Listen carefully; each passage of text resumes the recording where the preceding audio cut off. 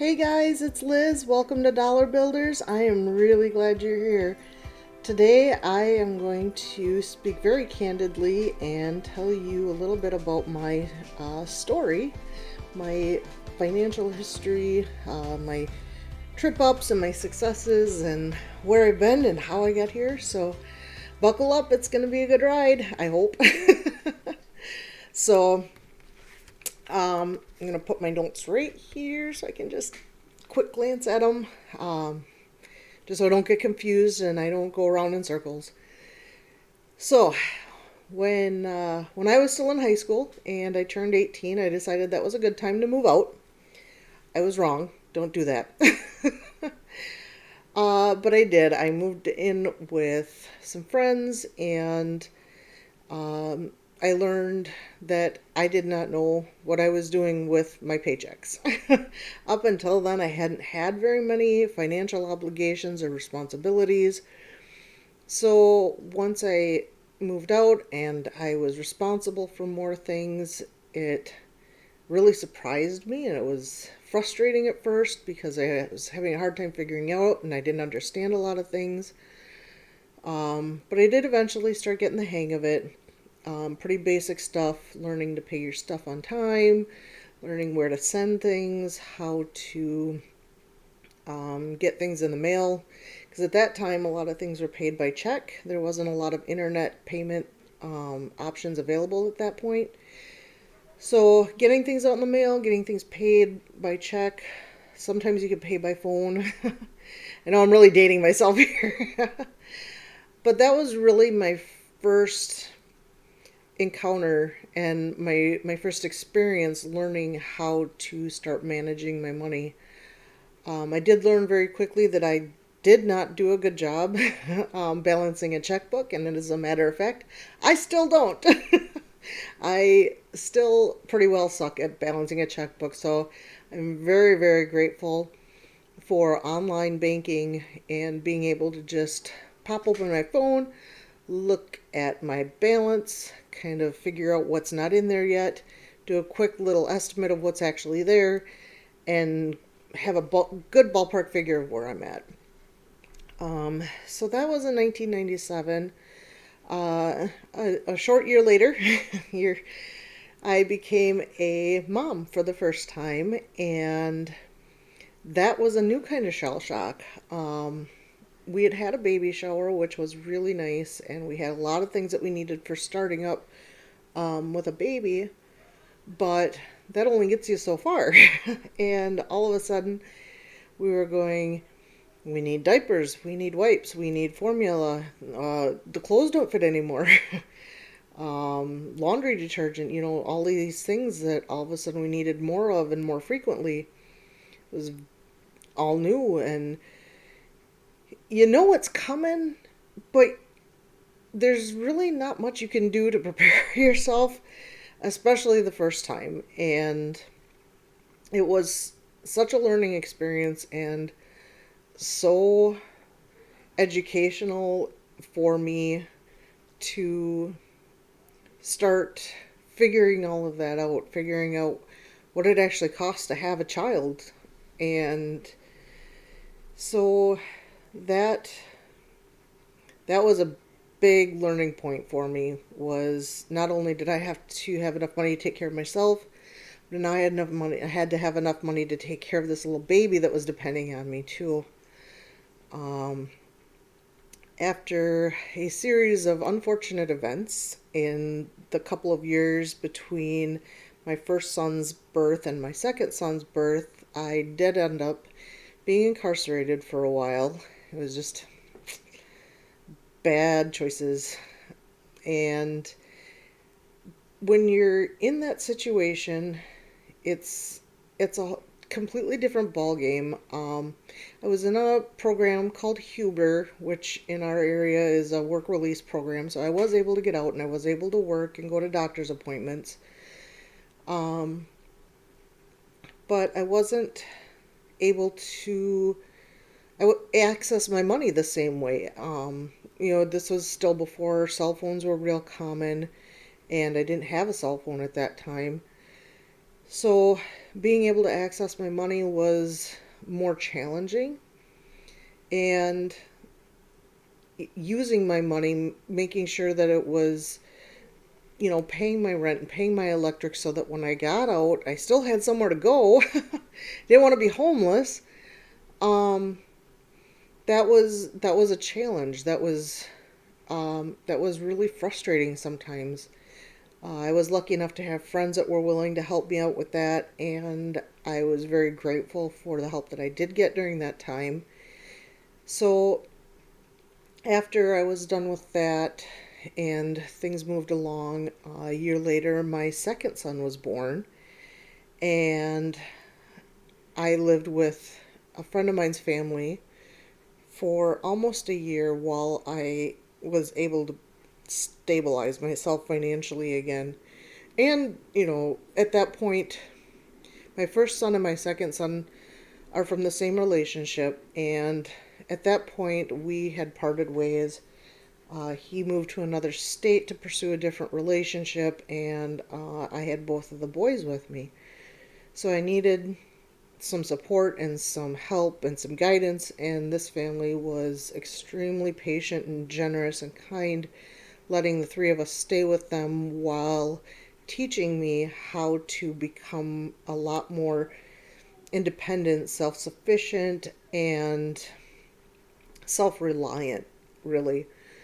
Um, so while I was there, I learned a lot from them. I was able to uh, save some money, use some money to, pay off bills that had accrued from my past.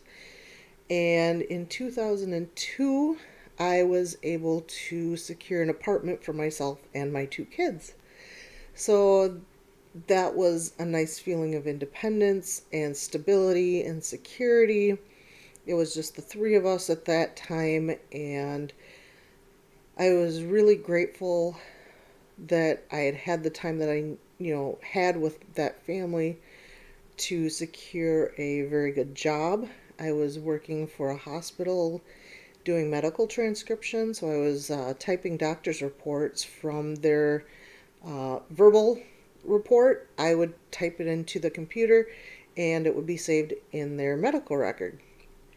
So I loved that job. I started that job in 2001. 2002, we got our first apartment together, and we were there until 2004. In the interim, I met my ex husband, and we had our third child. I had my third child all in the year 2004. We had him, bought a house, and got married. It was a very eventful year in 2004. So, and that's a lot of expense. But we were both working full time. I was, well established in my job at that point. I'd been there a few years. Um, and I'd worked on my credit score. When I first moved into my apartment, I found out that my credit score was terrible. And so that's where I became very good at looking at my credit report, finding out what was on there, tracking down what needed to be addressed, disputing what needed to be deleted, and going forward and making sure things were taken care of, paid off, and um, benefiting my credit score so that it went up instead of uh, hurting it and making it go down. When we moved into our new house, out of the apartment into our new house, like I said, my third son was born and he was premature. So there was a lot of expense after that with gas going back and forth to the hospital because he was in the hospital for 3 weeks, and that's a hefty bill. So it took some time to pay that off, and we were there every day up at the hospital. So we were at the hospital every day and going home every night. So that took a lot of gas and a lot of time, and luckily after he was released, he was very healthy and we didn't have issues after that. So thankfully that was as good as it gets. I guess is the phrase I really wanted to say. Uh, we got married that same year. It was a very low key, low expense wedding. I borrowed a dress. It was, the guys just wore a button up shirt and tie with dress pants. I asked the girls just to wear a nice dress. Got married in a church. We had cake and pizza afterwards.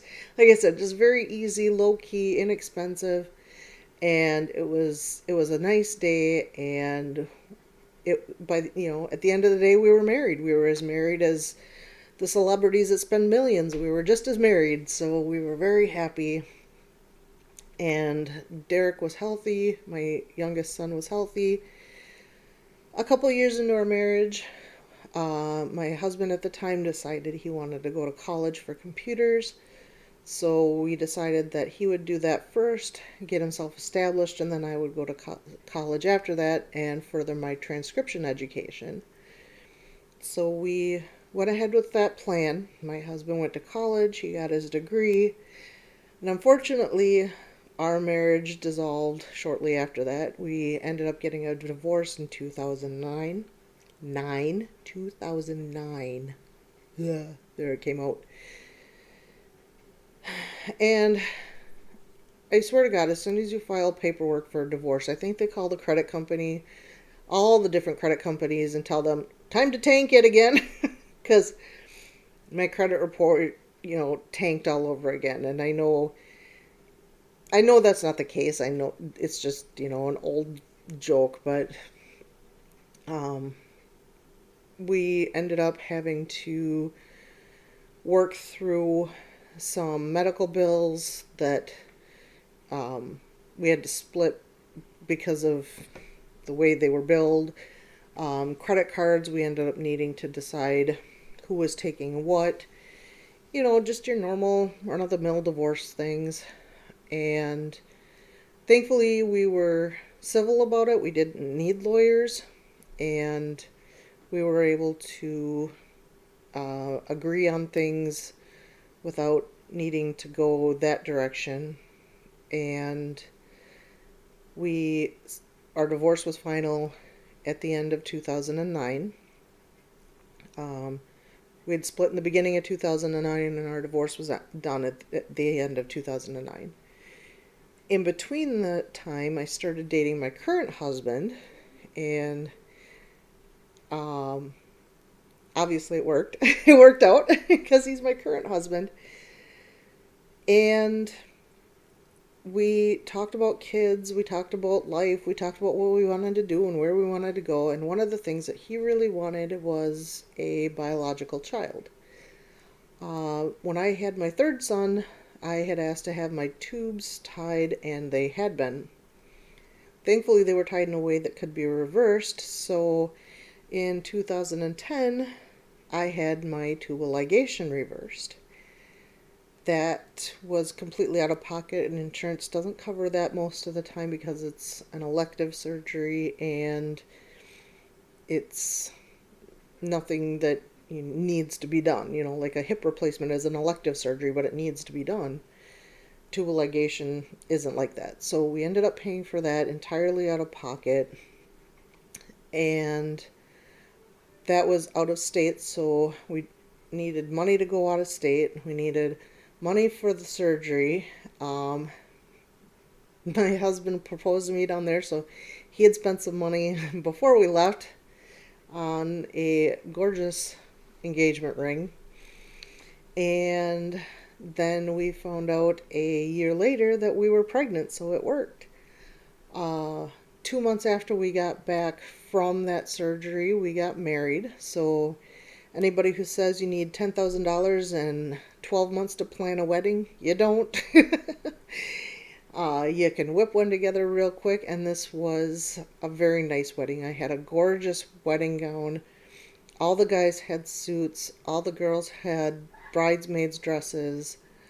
It was your perfect, beautiful wedding. We had a a videographer and a photographer and wedding cake and reception, the much more traditional wedding. We did not spend $10,000 on this. We looked for deals, we asked friends for help with different tasks. One of my friends was really good with flowers, so she helped. We got together one day and we did the flowers together, and it was a lot of fun and it was a good memory. And another friend of mine offered to help with the cakes. She'd give us a discount for the cakes because we had contributed to her business before that. Another friend of ours did the music for our reception as his wedding gift to us, which was amazing. And it's so awesome when you have friends that are willing to put their talents to good use and in a way to help you, in a way to be part of your day and be part of your event. And that's exactly what happened. There were little bits and pieces of everybody we cared about scattered through the whole day, and it was wonderful. And it wasn't $10,000. And like I said, a year later, on our 1 year wedding anniversary, we found out we were pregnant, so our tubal ligation reversal did work. That was a high-risk pregnancy, so again, a lot of money, a lot of time, a lot of doctor's appointments. I was gestational diabetic, so extra cost for healthier food and extra medicine because I was on insulin. And all the test strips for the, checking your glucose, your glucose on the glucose monitor. Just lots and lots and lots of things that you just don't expect. And she was born on time, beautifully perfect, healthy. So we did everything we needed to do. And I was grateful that we had the care that we did so that she was as healthy as she was. A couple years later, in 2014, my job announced that they were going to be outsourcing our entire department, and we had 6 months to either find a different job within the company or we needed to resign. And that was tough because I'd been there for 13 years at that point. And I chose to resign at that point. My husband and I decided that I was going to be a stay-at-home mom for our new baby.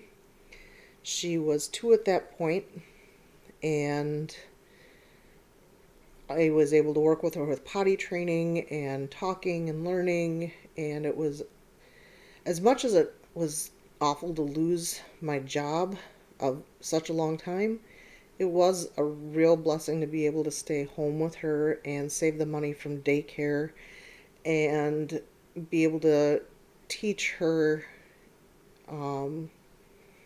watch her grow and learn from what I was teaching her. In the time that I was a stay-at-home mom, I also decided to go back to college. I got an online degree from one of the technical colleges in the area. It's a 1 year course, but I split it up into 2 years so that way I wasn't completely in school and not able to take care of my daughter since I was still a stay-at-home mom at that point. So that was the balance that worked best for me at that time. I did end up using grants, Pell Grants, and student loans to pay for my education, and I don't regret it. I am very proud of my degree. I am very proud of the fact that I've been able to use it since I've graduated. I'm proud of the fact that my kids have seen me go back to college, so they know that even though they may not be right out of high school and just starting out or whatever, that it's never too late to go back to school. I was 37. Go back to school at 37. Why not? And I think too, when you're older, in my opinion, you take it more seriously. You realize you're paying for it, that you're going to have to repay this back, and you want to get the most out of it. You try harder for the better grades, you study harder. That's my opinion. You know, that might not be true for everybody. You know, there's some people that maybe the good grade thing is just a natural thing for them. They have to get the good grades, or maybe there's people out there that are like, it's college, and they just kind of slough it off. But in my opinion, when you're a little bit older, it tends to mean a little bit more. Again, just my opinion. And so, yeah, I've definitely had my fair share of ups and downs in my credit score. Like I said, when I got my first apartment, my credit score was really, really low, and I pulled it up in a matter of a few years, high enough to buy my own house in 2004. Again, you know, and then it tanked again in 2009 when I got divorced, and now it's up, you know, in the 700s now. So there's nothing you can't do. You can do this. You just have to, you know, be patient and persistent and willing to work with what you have while you have it, and know that at the end of the tunnel, there's the light there. It is there. Yeah, I know you can't see it real well right now, but that light is there, and just keep walking towards it one step at a time, one bill at a time, one check at a time. Keep going, and you will get there. So I hope I've helped answer some of your questions today. Maybe giving you a little glimpse into um, why I know what I know and where I've learned it from. And I hope you'll keep following me for some more tips and tricks. I got a whole bunch of them. So thanks so much for tuning in. And until I see you next time, keep building your dollars. Thanks, guys.